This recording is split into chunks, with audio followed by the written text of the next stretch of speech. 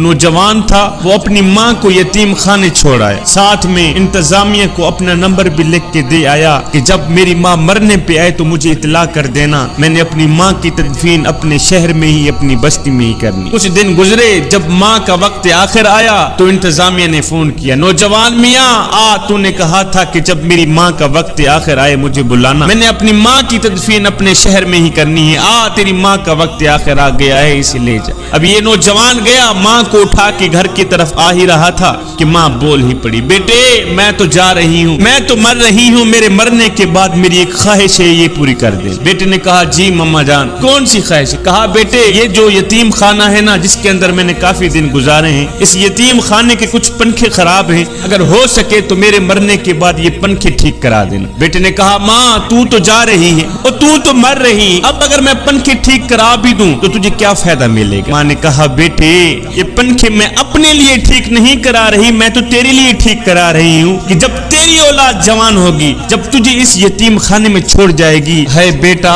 गर्मी की वजह से अगर तू इसी बंद कमरे में ही सिसकता रहा, मुझे तो कब्र में ही चैन नहीं आएगा कि मेरा लाल गर्मी में सिसक रहा। बेटा मैं अपने लिए पंखे नहीं लगवा रही, मैं तो तेरे लिए लगवा रही। वीडियो अच्छी लगी तो चैनल को सब्सक्राइब कर दें, वीडियो को लाइक करें, कमेंट्स करें, दोस्तों के साथ शेयर करें। शुक्रिया।